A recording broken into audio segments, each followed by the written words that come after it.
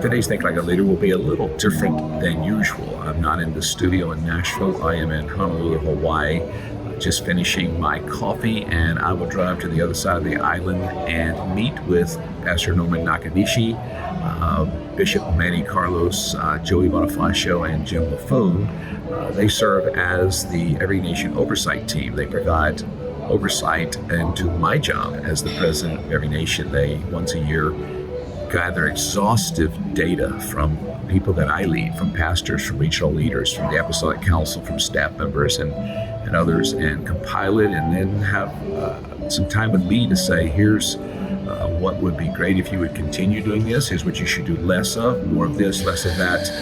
Here are some suggestions that you need to consider. Here are some things that need to be adjusted. And I really appreciate the input from Pastor Norman and the team. It really helps me. And as a leader, no matter what you lead, no matter what level you lead, you need input. I need input. We all need people who care about us and the work we're called to, and provide excellent input so that we can do better and be more effective. I'm also in Hawaii. This happens to coincide with the Apostolic Leadership Summit. This is the 29th year.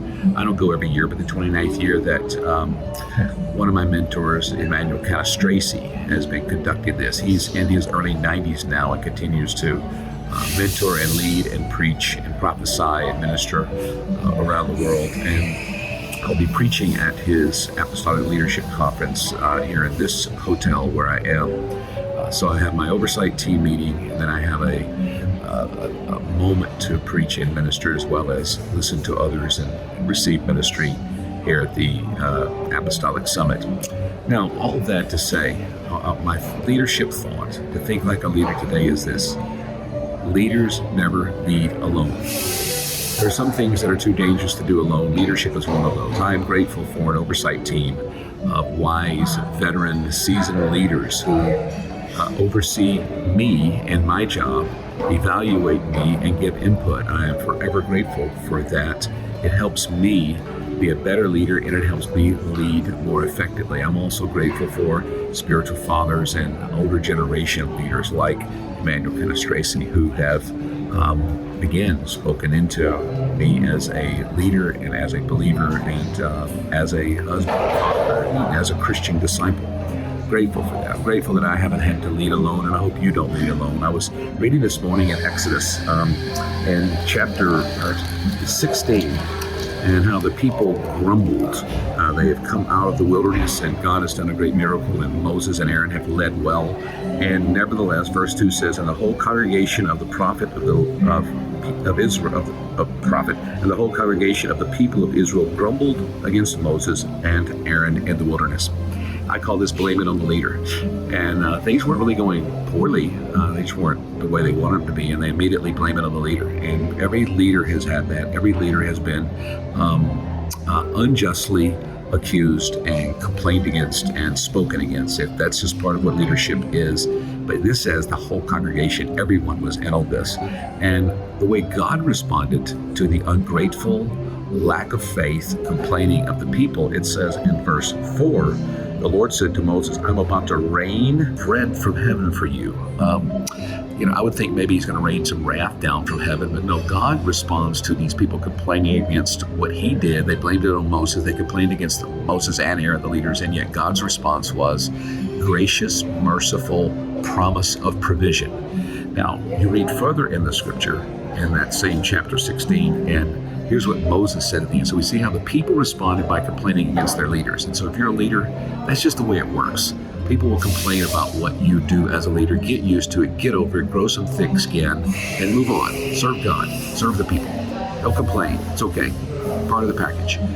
God responds graciously. God responds with promise. God responds with provision. But watch how Moses responds. And it says, because the Lord heard your grumbling, that you grumbled against him. What are we? Speaking of he and Aaron, what are we? Chapter 16, verse 8. Your grumbling is not against us, but against the Lord. So God responded with gracious promise of provision. Moses responded by not taking it personally.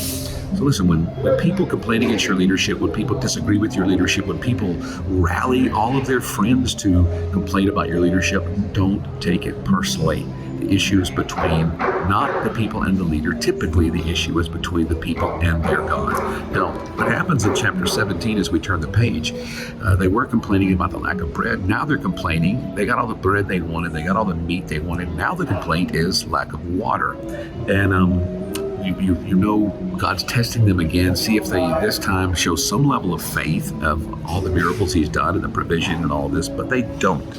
They complain again. They complain against Moses. They complain against Aaron, and to the point where it looks like it's going to get violent. And in chapter 17, here's another think like a leader principle right here. Verse 5, and the Lord said to Moses, pass on before the people, taking with you some of the elders of Israel. And then God does this provision miracle. But what hit me reading that verse this morning was, take with you some of the elders of Israel. Don't lead alone. Don't carry the weight of this leadership problem alone. Don't take the brunt of the criticism and the grumbling and all of the things that are going on. Don't do it alone. Build a team. Take the team with you. Put weight on the team. And so if you want to think like a leader, think like Moses right here. Think like God told Moses to think. Think in terms of team. Don't face the grumbling alone. Don't face the weight alone. Don't carry the weight alone. Don't lead alone. In fact, Moses had Aaron because God's principle was don't lead alone. Let me provide someone else with you. So it was Moses and Aaron, but this situation got too difficult even for that. So he says, take the elders with you. And then we see God came through once again. So today, if you want to think like a leader, think community. Don't think man of God syndrome. Think community of God, a team of leaders leading together, standing together, deciding together. I am so grateful that today I get to meet with one of those teams I work with, that I don't lead alone. This is a reminder to me that I don't lead alone. I lead together with some amazing people, and I hope you can find those people you're supposed to lead together with.